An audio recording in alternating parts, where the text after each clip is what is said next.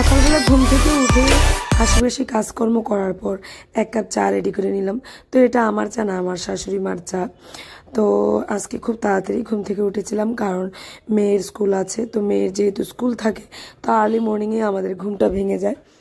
ধরো 6টা, 6:45 নাগাদ কিংবা 6:15 নাগাদ আমাদের সবারই ঘুম ভেঙে যায়, কারণ আমার মেয়ে শোনায় চলে যায় 6:30 নাগাদ স্কুলে চলে যায়। কখনো কখনো 6:15 স্কুলের জন্য রেডি হয়ে বের হয়ে যায়। তো আমি যেতে পারি না, কারণ আমার মাধবন আছে, এই জন্য ওকে ফেলে যেতে পারি না। আর আমার হাজব্যান্ডও যেতে পারে না, কারণ দোকান খুলতে হয়। তো সকালবেলা ও ফ্রেশ হয়ে তারপর দোকান খুলতে যায় স্নান দান করে, তো তেমনটা হয়ে ওঠে না। তো আমার শাশুড়ি মাই নিয়ে যান, ওনাকে আবার ডাক্তার বলেছে সকালবেলা মর্নিং ওয়াক করতে। তো এই দিক দিয়ে ওনারও অনেকটা কাজ হয়ে যায়, হেল্প হয়ে যায়।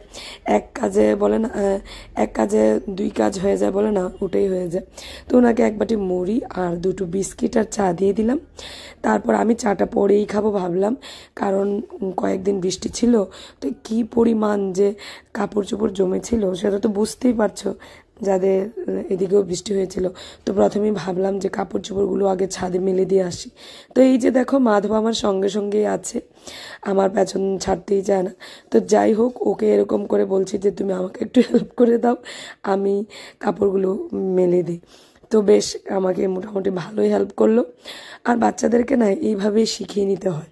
এই যে নিজেরা কাজ করার সঙ্গে সঙ্গে সাথে সাথে যদি বাচ্চাদেরকে সাথে নিয়ে কাজ করা যায়, যদিও বেশি এই যে হালকা পাতলা যেই কাজ থাকে যেগুলোতে রিস্ক নেই বাচ্চাদের, আগুন জলের কাজ ছাড়া, এই যে বিছানা গোছাচ্ছি, হয়তোবা কাপড় রোদে মেলে দিতে যাচ্ছি, হয়তোবা জলের বোতল ভর্তি করতে যাচ্ছি, এগুলোতে বাচ্চাদেরকে সাথে নিয়ে গেলে ওদেরকে যদি বলো যে একটু এটা এনে দাও ওটা এনে দাও, তাহলে না ওরা অনেক কৌতূহল হয় আর এনার্জি পায়, আমি মনে করি মনের দিক থেকে। তো ওরাও সাথে আসে যে মায়ের সাথে এই কাজটা করি। ওরা খুব আনন্দের সহিত কাজটা করে, খুব কি বলবো, খুব খুশি হয়ে কাজটা করে। তো দেখো এটা ছিল টেবিলের কাভারটা, ধুয়ে দিয়েছিলাম, তো শুকিয়ে গেছে, এতদিনই গিয়ে শুকালো। তো ওটাকে গুছিয়ে ভাবলাম রেখে দিই। তো তারপর শাশুড়িমা রান্না বসিয়ে দিয়েছেন। তো ভাবলাম যে একটু তরকারি করে নেব, একটা নিরামিষ সবজি করব। তো উনি বললেন ঠিক আছে আমি করব, তুমি চলে যাও। আমি বললাম না, আমি কেটে দিয়েই যাই। তো অনেকদিন হলো তরকারিও কাটে না সত্যি, তো কাটতে বসে গেছি। আর তরকারি কাটার একটাই মূলত কারণ, ও আমার পাশে বসে থাকবে আর দুষ্টুমি করবে না। এই যে দেখতে পাচ্ছ, ওকে বলছি যে এই সবজিটা দাও, ওই সবজিটা দাও, জাস্ট ওকে একটা কাজে লাগিয়ে রাখানো, যাতে ও দুষ্টুমি না করে, নয়তো ও ঘরের এদিক ওদিক ছুটবে, জিনিসপত্র ছুঁড়বে, খেলাধুলা তো করবেই না, যত আমার কাজ বাড়িয়ে দেবে। তো নিরামিষ সবজিটার সঙ্গে একটা সয়াবিনও দিয়ে দেবো ভাবছি। তো তরকারি কাটাটা শেষ হয়ে গেলে তরকারিটা বসিয়ে দেবো। তো দেখো কড়াইতে তেল দিয়ে দিলাম, শুকনো লঙ্কা পাঁচফোড়ন দিয়ে দিলাম। চলো এবার তরকারিটা বসিয়ে দিই। তরকারিটা বসিয়ে দিতে হবে, ধুয়ে নিয়েছি তরকারিটা, আর একটু কাঁচা লঙ্কা দিয়ে দিয়েছিলাম। আর ওইদিকে রাইস কুকারে রাইসও হয়ে যাচ্ছে। এই যে দেখতে পাচ্ছ সমস্ত কিছু একসাথে দিয়ে দিলাম, কোনো কিছু আর আজকে সেদ্ধ করিনি। আর আমি নিরামিষ সবজি রান্না করার সময় কিছুই সেদ্ধ করি না। তো আমার শাশুড়ি মা আবার অনেক সময় বলেন যে তুমি কেন সেদ্ধ করো না, সেদ্ধ করলে এই যে সার দিয়ে যে আজকালকার তরকারিগুলি করা হয়, এগুলোর কি বলবো, এগুলোর এই যে বলে না যে যেটা সারের যে একটা নোংরা জিনিস থাকে, এটা বের হয়ে যায় একটু সেদ্ধ করে নিলে। তো আমি তবু আজকে সেদ্ধ করিনি, একসাথে বসিয়ে দিয়েছি। আর লবণ হলুদ দিয়ে দিলাম, বাস একটু ভালোভাবে নেড়ে চেড়ে মাখিয়ে একটু ঢেকে দিয়ে চলে যাব অন্য কাজ করতে। অন্য কাজ করে এসে দেখবো আঁচটা কমিয়ে দিয়ে যাব, অন্য কাজ করে এসে দেখবো তরকারিটা মোটামুটি সফট হয়ে গেছে। তো দেখো এই টেবিলটার অবস্থা দেখতেই পাচ্ছ। টেবিলটাকে একটু ভালো করে সুসজ্জিত করে নিই। আর কি করব, এরকমই তো হয়ে থাকে, যতবার গুছাবো ততবারই এলোমেলো হয়ে যায়। আর গরম লাগছিল ওই দিন, প্রচণ্ড পরিমাণ গরম লাগছিল, ব্যবসা গরম একটা, সহ্য করতে পারছিলাম না। তো যাই হোক, টেবিলটা গুছানোর পর ভাবলাম একটু ব্রেকফাস্টের জন্য কিছু রেডি করি। তো কিছু আটা নিয়ে নিলাম, একটু প্যানকেক বানিয়ে নেব। একটা ডিম ছিল, তো ডিমটা নিয়ে নিলাম। একটু পেঁয়াজ কুচি করে দিয়ে দেবো, দিয়ে একটু জল দিয়ে দেবো, বাস ভালোভাবে এটাকে মেখে নেবে।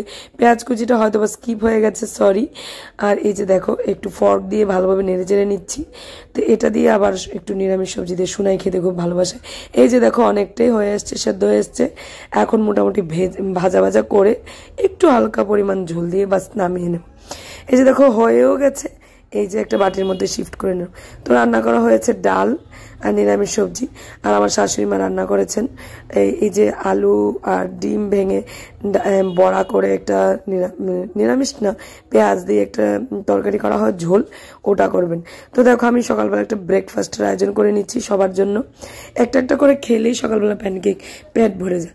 তো চলো রেডি করে নিয়েছি, সুনাইকে দিয়ে দেবো। এই যে সবজি আর রুটিটা রেডি করে নিলাম, সুনাইকে দিয়ে দিই। আর ঈদে সুনাই না এরকম প্যানকেক বানালে খুব খুশি হয়, ও এত আনন্দ বোধ করে না, মানে দেখলেই খুশি হয়ে যায়। তো রান্না বান্না শেষ হয়ে গেলো, বাসন কুসন আছে, তো এগুলি চলো মেজে নিই। আর আজকে একদম সিম্পল রান্না বান্না হয়েছে, অম্বুবাচী যেহেতু, তো একটা না একটা কিছু আমিষ আমাদের খেতে হয়, বিশেষ করে সদবাদের। তো ওটার জন্য আমি আমার শাশুড়ি মাকে বললাম যে অন্য কিছু করতে হবে না, ওই যে ডিম ভেঙে আলু সেদ্ধ করে বড়া করে ঝোলটা করা, এটা করলেই হয়ে যাবে। আর আমার হাজব্যান্ড এই ঝোলটা খুব ভালোবাসে।